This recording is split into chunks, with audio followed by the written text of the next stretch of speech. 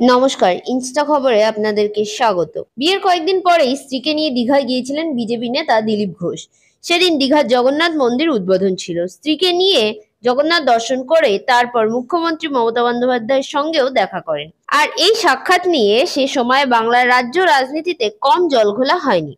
কিন্তু সে সময় এই বিষয়টি নিয়ে মুখ খুলেছিলেন দিলীপের স্ত্রী রিঙ্কু মজুমদারের ছেলে। দিল্লি বিজেপির রাজ্য সভাপতি শ্রমিক ভট্টাচার্যের সঙ্গে সান্ত্রিক দেখা করতে যান দিলীপ ঘোষ। সেখান থেকে বেরোনোর সময় সাংবাদিকদের মুখোমুখি হন। দিলীপের পর এই বিষয়টি নিয়ে মুখ খোলেন স্ত্রী রিঙ্কু মজুমদারও। তিনি বললেন, আমার ছেলে তো আজ আর নেই। আমার ছেলে কিন্তু বলে গিয়েছিল বাবা কিন্তু কোনো ভুল করেননি, কারণ তৃণমূলে যারা হিন্দু ভোটার তারা কিন্তু বিজেপিতে কনভার্ট হয়ে যাবে। বাবা ওখানে গিয়েছিল বলে আমার ছেলের কথাটাই কিন্তু প্রমাণ হলো। সত্যি তো, উনি কিন্তু কোনো ভুল করেননি। দীঘা সফরে গিয়ে দলের অন্দরে আক্রমণের মুখে পড়েছিল দিলীপ ঘোষ। রাজ্য সভাপতি সুকান্ত মজুমদার থেকে প্রধান বিরোধী দলনেতা শুভেন্দু অধিকারী, দুজনের প্রতিক্রিয়ায় ধরা পড়েছিল অসন্তোষ।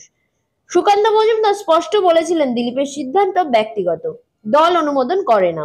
আবার দিলীপের এই মমতা সাক্ষাতে অন্য রাজনীতির গন্ধ পেয়েছিল প্রবীণ নেতা তথাগত রায়। দিলীপকে রাজ্য সভাপতি করা দলের বড় ভুল বলেও উল্লেখ করেছিলেন তিনি। বাংলার দলীয় নেতৃত্বে একেবারেই সমান্তরাল চিন্তাভাবনা নিয়ে চলা দিলীপ ব্যাখ্যা দিয়ে বলেছেন, আসলে তার দীঘা জগন্নাথ মন্দিরে যাওয়া, মমতা বন্দ্যোপাধ্যায়ের সঙ্গে সাক্ষাৎ আসলে দলের জয়, আর সেই জয়টাই ছিনিয়ে আনতে গিয়েছিলেন তিনি।